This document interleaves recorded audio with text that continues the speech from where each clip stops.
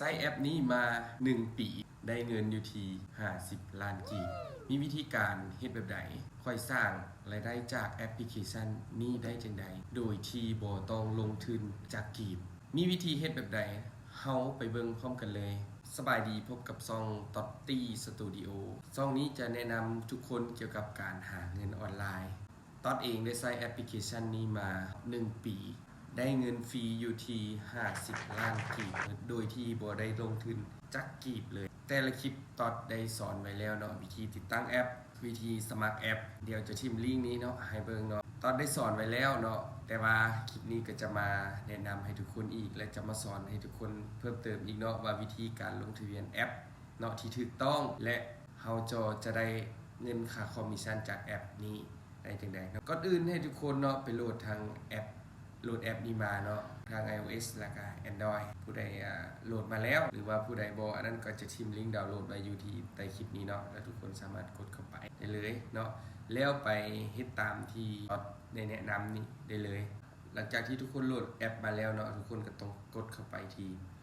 เข้าสู่ระบบเลยเนาะหลังจากที่โหลดมากดเข้าไปที่เข้าสู่ระบบนี้เนาะหลังจากนั้นให้ทุกคนไปลงทะเบียนด้วยเบอร์โทรบ่ให้ลงทะเบียนด้วย BCA1 เนาะถ้าเฮาลงทะเบียนด้วย BCA1 เฮาจะบ่สามารถเติมบัตรหรือว่าสำระบัตรโทรศัพท์เนาะเติมได้เนาะแต่เฮาก็กดเข้าไปเนาะเบอร์โทรของเฮาแหละเนาะทุกคนเนาะที่ลงทะเบียนหลังจากนั้นให้ทุกคนกดเข้าไปที่คำว่าส่งรหัส OTP เนาะหลังจากนั้นมันก็จะส่งรหัส OTP ไปทางเบอร์โทรทางข้อความของเฮาหลังจากนั้นก็ให้ทุกคนเข้าไปเอารหัส OTP อยู่ในข้อความมา6 ตัวมากรอกใส่ได้เลยหลังจากที่เฮาใส่รหัส OTP สำเร็จแล้วเนาะเฮาก็กดล็อกอินเข้ามาเลยเนาะทุกคนหลังจากที่กดล็อกอินเข้ามาแล้วเนาะให้เฮากดเข้าไปหน้าแอปนี้เนาะหน้าแอปมันจะเป็นหน้าตาประมาณนี้ให้เฮากดเข้าไปที่จิ้มไปที่บอนเบอร์โทรนี่เนาะทุกคนบอนเบอร์โทรเทิงสุดนี่ให้เฮาจิ้มเข้าไปแล้วเฮาก็ไปใส่ชื่อตัวเองเนาะยกตัวอย่างคือนี่เนาะชื่อตอตตี้เฮาก็ใส่รหัสผู้แนะนำเนาะคือนี่ข้าพเจ้าได้เฮ็ดคลิปแนะนำทุกคนเพื่อจะมีเข้ากลุ่ม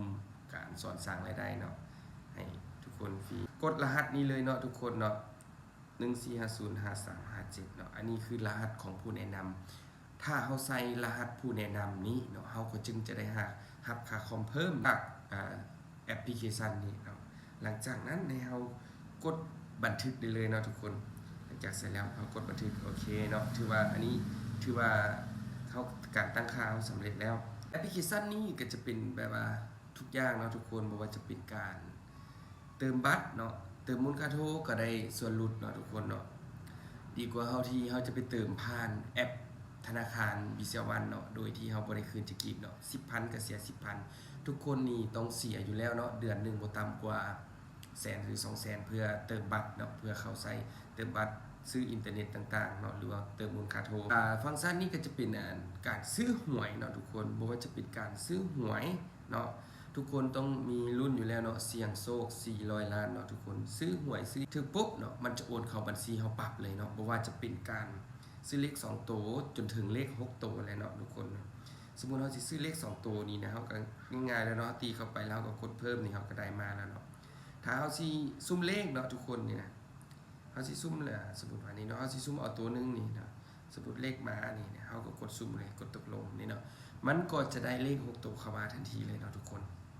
นี่ถือว่าเป็นการซุ่มเลขเนาะหรือว่าเฮาสิเอาพิมพ์เลข2ตัว3ตัวก็ได้เนาะ211สมมุติว่านี่เนาะนี่เฮาก็กดตกลงเฮาก็จะได้เนาะนี่ถ้าเป็นเลข3ตัวให้เฮาติ๊กใส่ถ้าเป็นเลข3ตัวให้เฮาติ๊กใส่3เนาะทุกคนถ้าเป็นเลข6ตัวให้เฮาติ๊กใส่6อันนี้เฮาจะเอาเลข3ตัวเฮาติ๊กใส่3เฮาจะเอาจำนวนเท่าไหร่สมมุติว่าเฮาเอา 5,000 กีบนะทุกคนเอาเลข3ตัวเอาจำนวน1หูเนาะเขาเอิ้นว่า1หูเนาะที่เฮาตั้งเฮาเคยซื้อเนาะสมมุติว่า211นี่เนาะโอเคเฮาได้เลข3ตัวมาแล้ว211เนาะซื้อ 5,000 กีบปึ๊บนี่เนาะเห็นบ่เฮาจะได้มาแล้วเลข2ตัวนี่211เนาะทุกคนเฮาจะได้อยู่ที่ 5,000 กีบหลังจากนั้นเฮาก็แค่กดยืนยันการซื้อหวยถ้าเฮามีคะแนนเนาะทุกคนนี่เนาะทานมีคะแนนเฮาก็สำระด้วยคะแนนเนาะ คะแนนของเฮาได้จากหยังเนาะได้จากการที่เฮาเติมบัตรได้จากการที่เฮาซื้อหวยซื้อเลขเนาะจะได้อยู่ส่วนลดอยู่ที่50%แล้วมันจะมาสะสมเป็นคะแนนสะสมเป็นคะแนนแล้วเฮาก็สามารถเอาคะแนนนี้ไปแลกซื้อสินค้าได้ต่ออีกเนาะทุกคนแลกซื้อหวยซื้อเลขหรือว่าเติมบัตรนี่แหละเนาะถ้าเฮามีคะแนนเนาะ1,000 คะแนนเฮาก็กดสำระเลยเนาะสมมุติว่าเฮาซื้อเลข 10,000 เฮาต้องมีคะแนน 10,000 หลังจากนั้นเฮากดสำระโดยคะแนนมันจะเด้งไปบิเซียวันเนาะแต่เฮากดจ่ายไปปกติแต่มันจะบ่ตัดเงินผ่านบิเซียวันของเฮาถ้าเฮาสำระด้วยคะแนนเนาะแต่ถ้าเฮาสำระด้วยบิเซียวันเนาะทุกคนเฮาก็กดเข้าไปที่ว่าสำระผ่านบิเซียวันโอเคเนาะทุกคนหลังจากนั้นเฮาก็กดเข้าไปที่สำระผ่านบิเซียวันมันก็จะเด้งไปหาบิเซียวันของเฮาหลังจากนั้นให้เฮากดสแกนกดจ่ายเนาะผ่านบิเซียวันตามลำดับเนาะหลังจากนั้นเนาะมันจะขึ้นมาหวยของเฮาเนาะหลังจากที่เฮาสำเร็จแล้วเนาะหลังจากนั้นเฮาก็เข้ามาที่เบิ่งใบบินนี้เลยได้เลยเนาะทุกคนการที่เฮาซื้อหวยบ่อีหยังต่างๆนี่เนาะสำหรับค่าไฟฟ้าค่าทางกันอย่างต่างๆมันจะมีประวัติการซื้ออยู่นี่เบิดเนาะทุกคนเนาะบ่ว่าจะเป็นการเติมมูลค่าโทเนาะการซื้อหวยนี่เนาะเฮาก็สามารถกวดเบิ่งประวัติการซื้ออยู่ในนี้ได้เลยอันนี้ก็เป็นการซื้อหวยซื้อเลขเนาะว่าจะเป็นการเสียค่าธรรมเนียมทางเสียค่าน้ำค่าไฟเสียค่าทางเฮาก็จะได้เงินอยู่ที่บน 8,000 กีบเนาะได้เงินคืนเนาะมันจะสะสมเป็นคะแนนหลังจากนั้นเนาะแล้วมันก็มีจ่ายไฟฟ้าเนาะนี่และฟังก์ชันที่เฮาจะหารายได้ได้อีกเนาะทุกคนก็คือฟังก์ชันที่ว่าใบหวยเนาะหลังจากนั้นเฮาก็กดเข้าไปคำว่าที่ใบหวยได้เลยกดเข้าไปที่ใบหวยเนาะเวลามื้อใดที่หวยจะออกเนาะทุกคนสามารถเขียนคำใบ้ของตัวเองได้เลยว่าเมื่อคืนนี้เฮาฝันหยังมาเฮานอนจังได๋เฮาเล่าไปเนาะแล้วเฮาสิเอาส่วนแบ่งถ้าเฮาใบ้ออกไปแล้วมีคนมาซื้อเลขนำเฮานะผ่านคำใบ้ของเฮาเนาะถ้าเขาถึกเลขเนาะถึกเท่าไหร่สมมุติว่า100 ล้าน400 ล้านก็อย่างเฮาจะได้นำค่าเจ้าเนาะอยู่ที่ 10% เนาะเฮาสามารถตั้งค่าส่วนแบ่งนี้ได้เลยเนาะทุกคนหลังจากนั้นเฮาก็กดบันทึกเนาะเฮาป้อนคำใบ้เฮาป้อนไปเลยตามที่เฮาฝันเนาะแล้วเฮาก็อยากมาเล่าอยากมาแชร์ให้หมู่เพื่อให้หมู่ซื้อเลขเนาะเฮาก็จะได้ถ้าหมู่มาซื้อตามความฝันของเฮาที่เฮาใบ้ออกไปแล้วจะมีคนมาซื้อนำเฮาถ้าเฮาซื้อเฮาก็จะได้ส่วนแบ่งถ้าเข้าถึกเฮาก็จะได้ส่วนแบ่งแล้วบัดนี้เนาะเฮาสามารถกวดเบิ่งเงินแนะนำเฮาอยู่นี่ได้เนาะทุกคนนี่เนาะนี่เบิ่งเงินแนะนำเนาะอยู่นี่สามารถเบิ่งได้เลยแนะนำได้จักคนหรือว่าเงินแนะนำเฮารอท่าจ่ายเงินแนะนำไปแล้วเนาะมีทั้งหวยมีทั้งค่าโทรเวลาเติมเงินมาเนาะมันจะมาขึ้นรายการอยู่นี่หมดเนาะทุกคน